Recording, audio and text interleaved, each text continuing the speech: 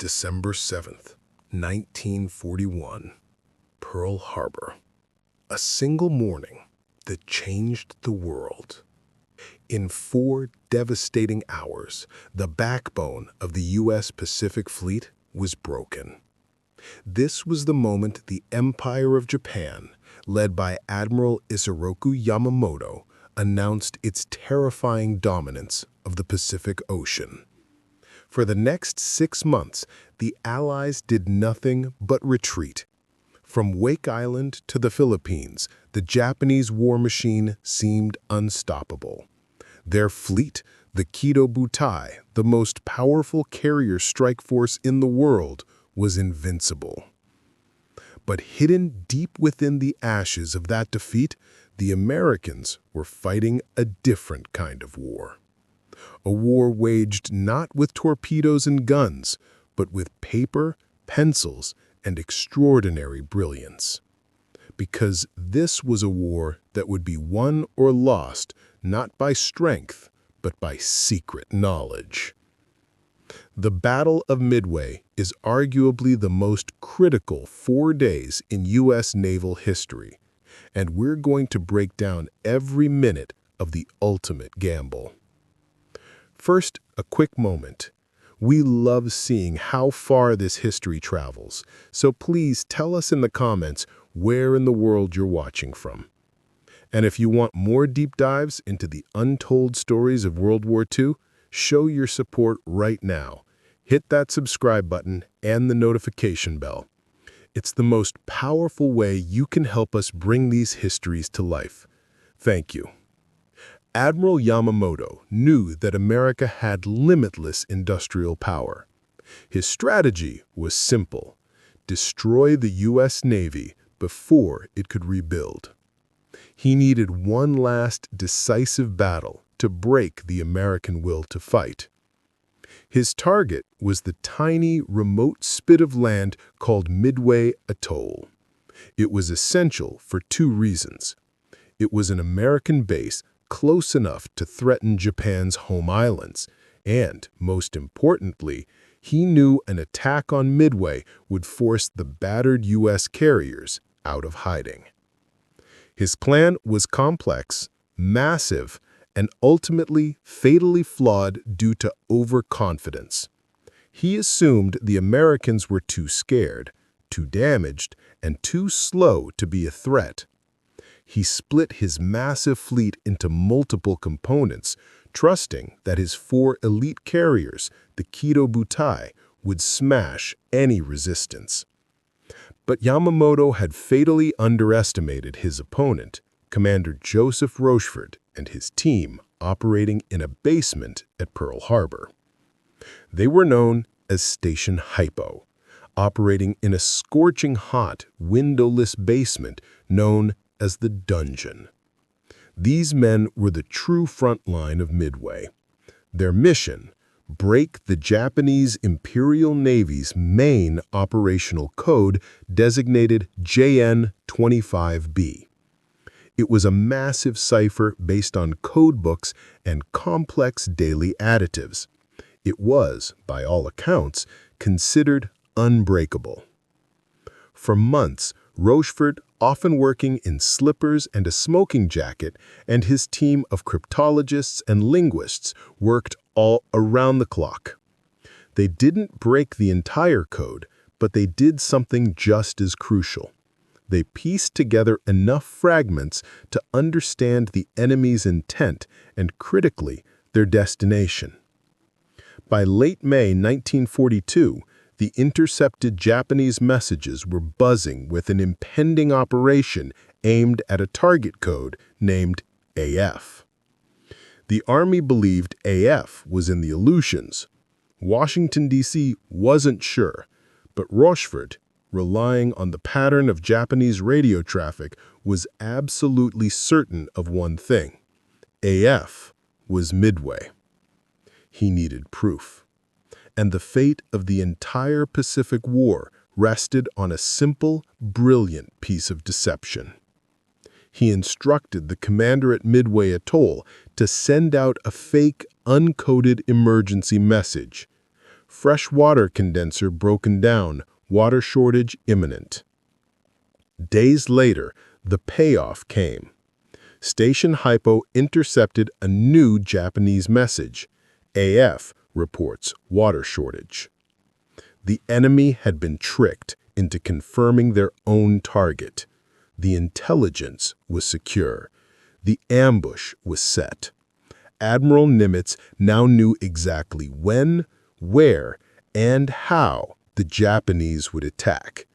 The ultimate gamble was on.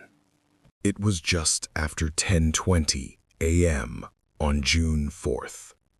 Below decks, the Japanese carriers were a whirlwind of dangerous activity.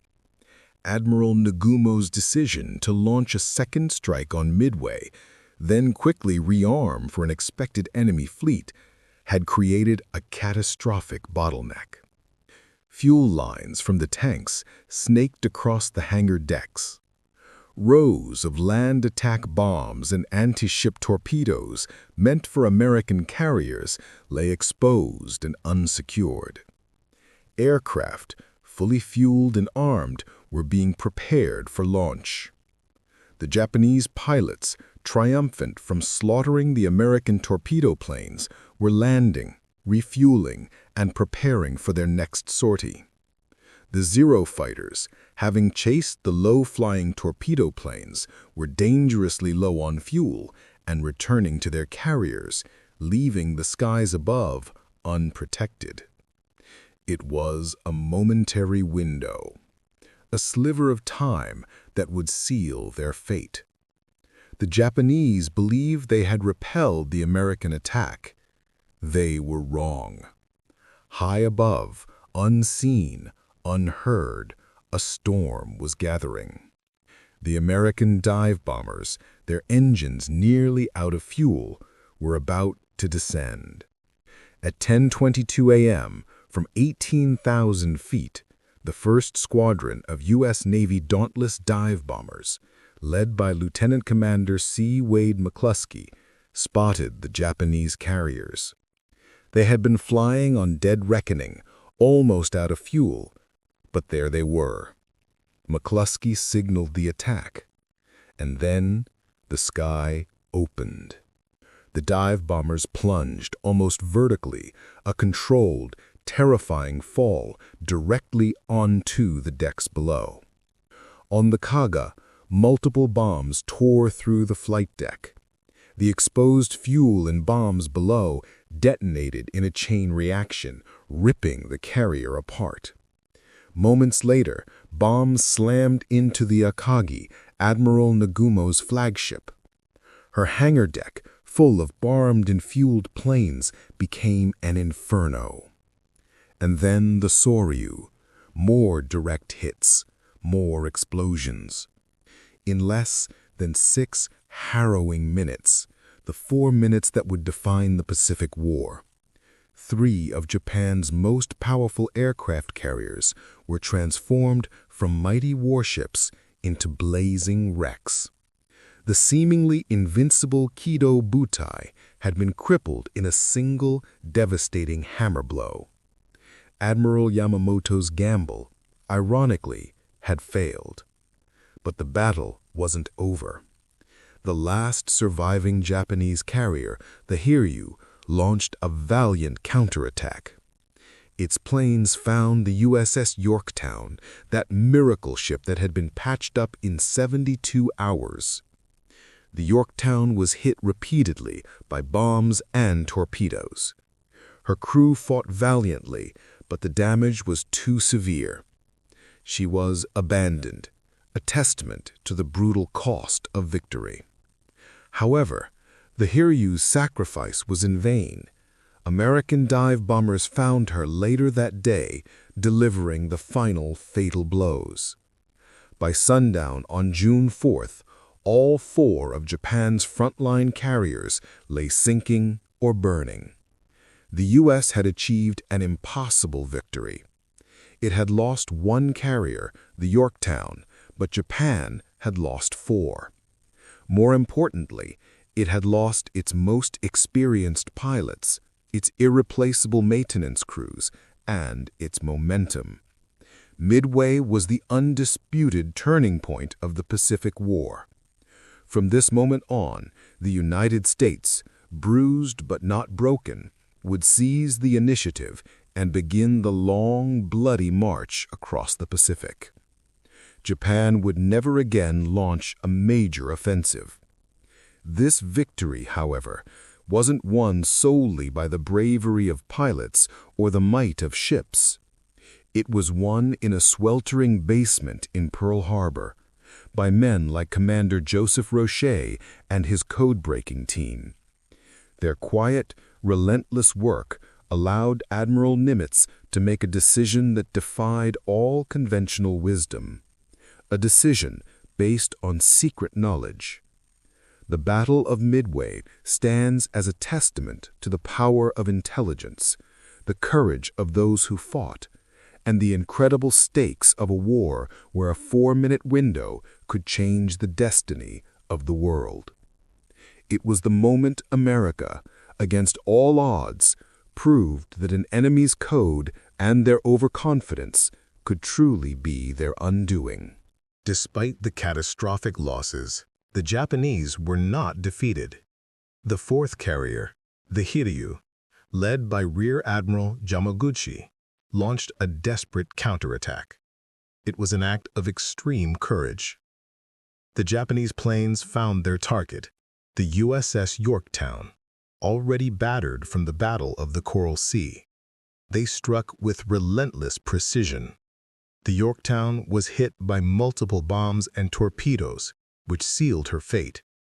She was abandoned by her crew, listing heavily, a profound loss to the American fleet. But the sacrifice of the Hiryu was in vain. American reconnaissance had already located the last operational carrier. On the late afternoon of June 4th, the remaining American dive bombers found the Hiryu. Her destruction was swift and total. In less than 24 hours, the backbone of the Japanese Imperial Navy, all 4 of its elite, irreplaceable frontline aircraft carriers, was turned into sinking wreckage. Facing an overwhelming and completely unexpected disaster, Admiral Yamamoto ordered a general retreat. The invasion of Midway was called off. The Japanese were sailing back to their home islands, their strategy in ruins. The greatest naval power in the Pacific had been crippled not by superior numbers, but by superior intelligence and timing. The numbers tell the story. The Japanese lost 4 fleet carriers, over 200 aircraft, and the lives of more than 3,000 experienced personnel, including many of their most skilled pilots. America lost 1 carrier, 1 destroyer, and 307 lives. But the true significance of Midway lies not in the statistics, but in the permanent shift in power. Japan could replace the metal, but it could not replace the highly trained pilots and crews lost that day. The vast shipbuilding capabilities of the United States, however, could and would replace the Yorktown in a matter of months. Midway was the moment the U.S. took the initiative. From this day forward, the conflict would be fought on America's terms, marking the beginning of the long, bloody drive across the Pacific known as island hopping. The story of Midway is not just about battle. It's about the victory of intellectual warfare. The brilliance of Commander Joseph Rochefort and his team at Station Hypo allowed a vastly inferior force to ambush an overwhelming one. It was the greatest intelligence coup of the Pacific War. This battle taught the world that in modern warfare, the eyes and ears of intelligence are as vital as the guns of the fleet. The Yorktown sank, but the American will and its intelligence superiority did not. The Battle of Midway stands as the moment the tide turned. It was a victory forged in a hot, windowless basement and delivered in 6 terrifying minutes of chaos. It was the moment America won the ultimate gamble, saving the free world from certain defeat. Thank you for joining us for this deep dive into the turning point of World War II. Don't forget to like and subscribe for more untold stories of courage and code.